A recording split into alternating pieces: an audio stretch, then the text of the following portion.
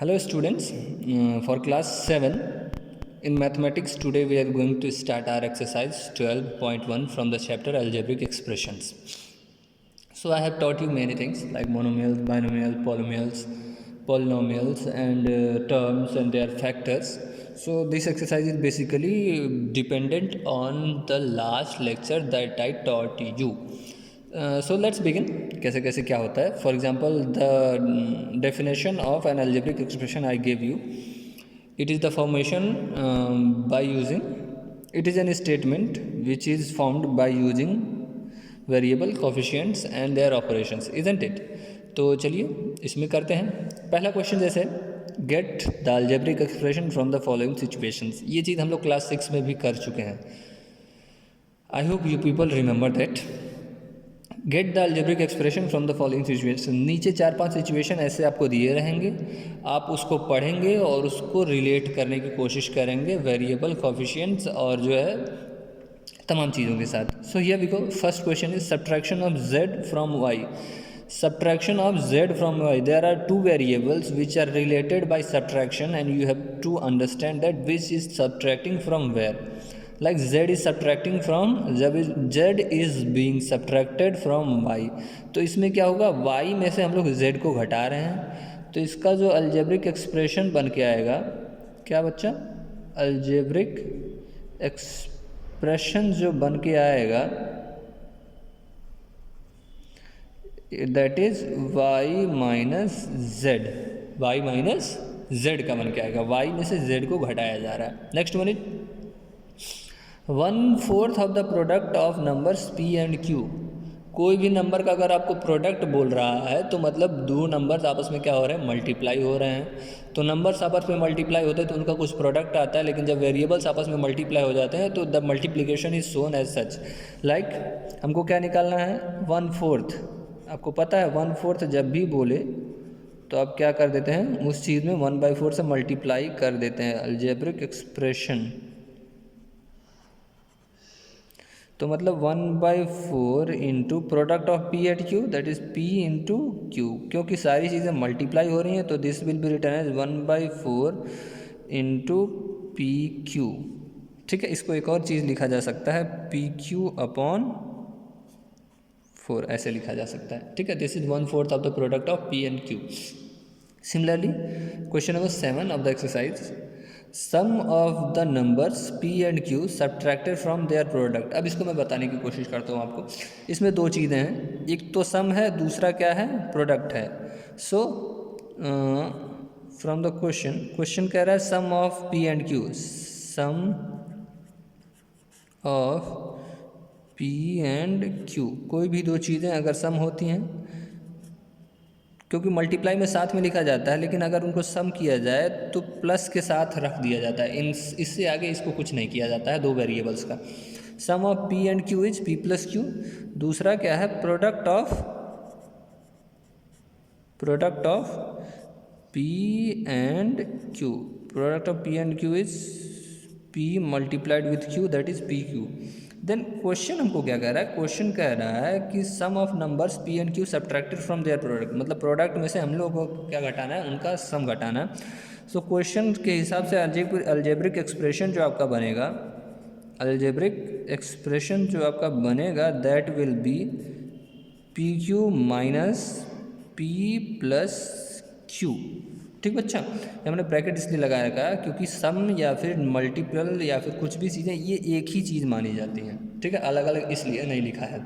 आप लोग आगे धीरे धीरे सीखेंगे कि कहाँ ब्रैकेट का इस्तेमाल किया जाता है. Okay, so algebraic expression is this. Now let us talk about some more questions from the exercise. Identify the terms and their factors in the following expressions. Show the terms and factors by a tree diagram. ये मैंने आपको example में बताया था, लेकिन फिर से करके दिखा देते हैं.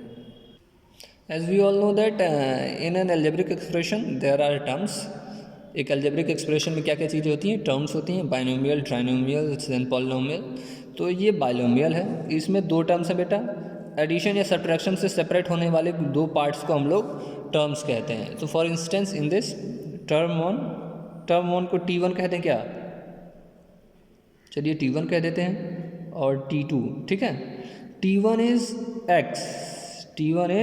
x and T2 is -3। Plus सामने नहीं लगाया जाता, लेकिन अगर आपको कभी भी माइनस दिखे तो सामने माइनस ज़रूर लगाया जाता है, ठीक है।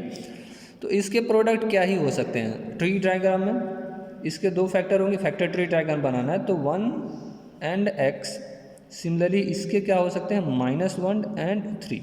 ट्री डायग्राम ऐसे बनाया जाता है, ठीक बच्चा।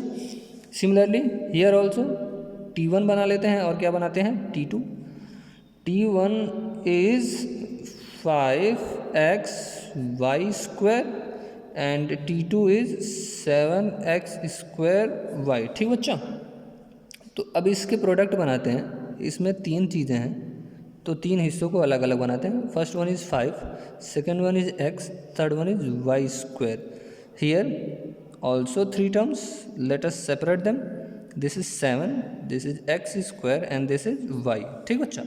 अब जिस पे ज़्यादा पावर रहता है उसको जितना पावर रहेगा उतना बार लिख देंगे उसके नीचे। पिछले वीडियो में हमने ये चीज़ बताई थी, x इंटू एक्स, ठीक है। This is called tree diagram. This is how we will do which question, question number 2 of the exercise, second question of the exercise like I have written here. Now third question is dependent on the topic called coefficient of an algebraic term. एक algebraic term के coefficients किसको कहते हैं? Coefficient बेटा generally it is the things which are product which are multiplied with a given thing. जैसे कि किसी भी एक्सप्रेशन में एक चीज़ का कोफिशिएंट पूछता है। इसमें जैसे कि मैं आपको एग्जांपल से समझाने की कोशिश करता हूँ। Let me tell you, for this there are 2 terms, that is T1 is equal to 100m, T2 is equal to 100n, ठीक बच्चा। देयर आर 2 टर्म्स, तो हर एक टर्म में एक न्यूमेरिकल वैल्यू रहेगी, दैट इज कॉल्ड कांस्टेंट, और एक variable रहेगा। इसके साथ कुछ और भी लगे जा सकते हैं, अभी इस क्वेश्चन नंबर 2 में उसको बताएंगे। तो इसमें आपको न्यूमेरिकल वैल्यू का कोफिशिएंट नहीं, m का कोफिशिएंट निकालना रहेगा, यहाँ पे n का कोफिशिएंट निकालना रहेगा, ठीक है। मतलब वेरिएबल के कोफिशिएंट्स निकलते हैं, और कोफिशिएंट्स जनरली आपके नंबर्स होते हैं, दे आर कांस्टेंट्स। तो इसमें जो है coefficient of m is equal to 100, similarly coefficient of n is equal to 100, both are equal. अब इसमें ज़रा देखते हैं, इसके सॉल्यूशन में आपको समझ में आएगा कि क्या क्या होना चाहिए। चलिए T1 के लिए बात करते हैं। T1 is equal to 12xy²। अब इसमें 2 वेरिएबल हैं। कितने वेरिएबल हैं? 2 वेरिएबल। तो दोनों वेरिएबल के लिए अलग अलग कोफिशिएंट डिसाइड होगा। जैसे कि मैं आपको कहता हूँ कि x का कोफिशिएंट आपको निकालना है, कोफिशिएंट ऑफ x। तो भाई x को छोड़ के जितनी चीज़ें इसमें मल्टीप्लाइड हैं वो उसके कोफिशिएंट कहलाएंगे। 12y², x को छोड़ करके जो चीज़ इसमें इस टर्म में मल्टीप्लाइड है वो उसका कोफिशिएंट कहलाएगा, ठीक है। लेकिन अगर आपको क्वेश्चन कहता है कि find the numerical coefficient of x, कौन सा न्यूमेरिकल कोफिशिएंट, तो आप सिर्फ और सिर्फ 12 लिखेंगे। और अगर आपको सिर्फ कोफिशिएंट पूछता है तो बाकी सारी चीज़ें जो उसके साथ प्रोडक्ट में। सिमिलरली कोफिशिएंट ऑफ y² जब निकालेंगे तो y को छोड़ के बाकी जो भी चीज़ रहेगा दैट इज़ 12x। फिर से मैं बताता हूँ, जब न्यूमेरिकल कोफिशिएंट पूछेगा तो सिर्फ आप नंबर लिखेंगे, लेकिन जब कोफिशिएंट पूछेगा then you will write this. Similarly फिर फॉर दैट T2 मैंने कहा जब माइनस साइन सामने रहेगा तो उसको लेके आएंगे 25z, therefore coefficient of z is equal to -25। This is your answer. ऐसे कोफिशिएंट पता करते हैं। So this is it for today's video. I am sending your homework. Your basically homework is from exercise 12.1, question number 1, 2, 3, 4 and 5. 5 questions from the exercise, and rest of the questions shall be discussed in the next video. Thank you. Have a good day.